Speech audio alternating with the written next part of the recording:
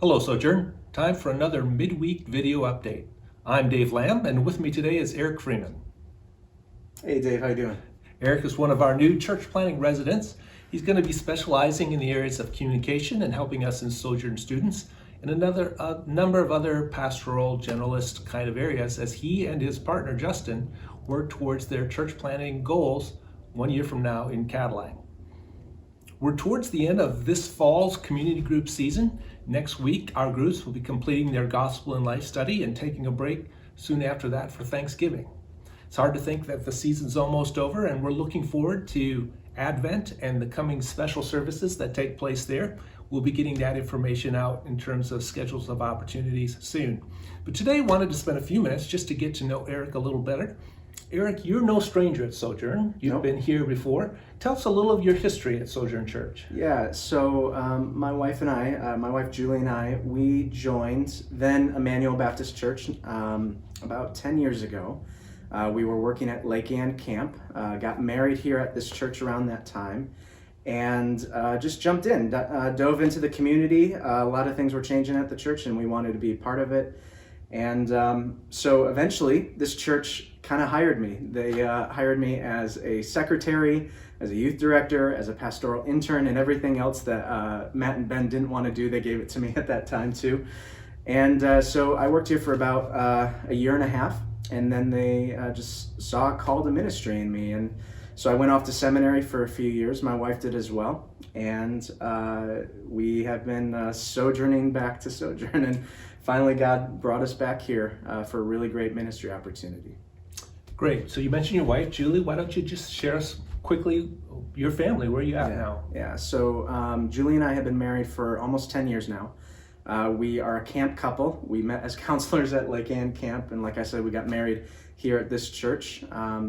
She works as a mental health therapist, and we have one son named Max. He is 19 months old right now, and then we have a baby girl on the way, due sometime in February. Great. Exciting days for Yeah. you that way. So jump ahead. Think of a year from now as you launch this church plant in Cadillac. What are some of your goals or vision that's led you to have the burden for planting a church there? Yeah, so the call to church planting was kind of there actually when I left for seminary about 7 years ago. I had always thought that maybe God could be calling me to do something like that, but kind of hit some roadblocks along the way. And finally, I just told God, God, if you want me to plant a church, you're going to have to make it abundantly clear to me that this is what you want to do.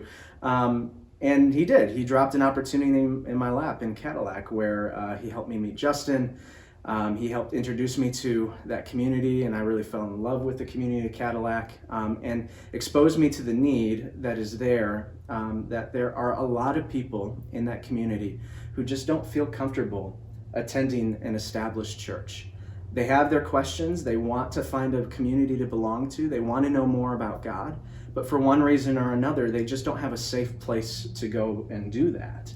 And so it led Justin and I to think, wow, okay, there's a huge need here. There's lots of good churches in the community, but there's this big gap for a safe place for non-Christians, for people who maybe were part of a church and then left and felt burnt by them, for seekers to come and ask their questions alongside of mature believers who have a heart for reaching outsiders to the Christian faith as well.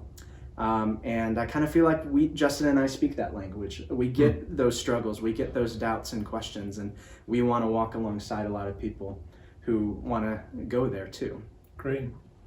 So how does this 12 months here at Sojourn kind of play on the path to doing that a year from now? Yeah. Well, one, it gives us time. Justin and I are working other jobs right now, and we didn't have a ton of time to invest into preparing for that church plant. So Sojourn has been gracious enough to give us some time to think through some of our ideas and put our plans together and recruit some help for that. So that's one part of it. Another part of it is that it gives us time to also dive into our community more intentionally, where we're not just parachuting into the community to plant a church. we now have this mindset. We've lived in the community for a while. We have this mindset that we want to reach it, and so we're going to use part of this time to reach those who would find something like a church plant really interesting to be a part of as well. And then it also really gives us an opportunity to find good partners, and our best partner, I'll just say, being you guys here at Sojourn Church.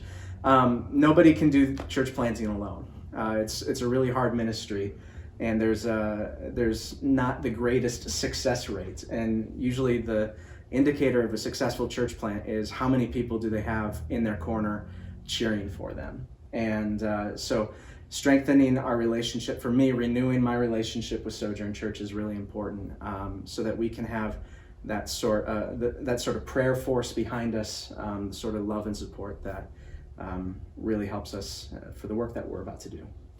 Great. Thank you, Eric. You've met Eric today, Justin a couple weeks ago. You'll get to know these guys more and more in the days and weeks ahead.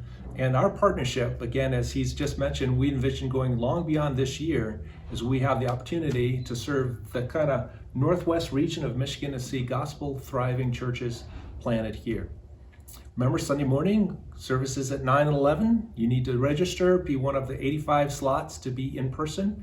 We are meeting indoors, masks required, following all safety protocols, and we're watching guidance that's changing moment by moment, and we'll adjust as needed, but still opportunity right now. Sign up for Sunday. We look forward as Pastor Matt talks on Vision, his usual November Vision series this week and next. Take care.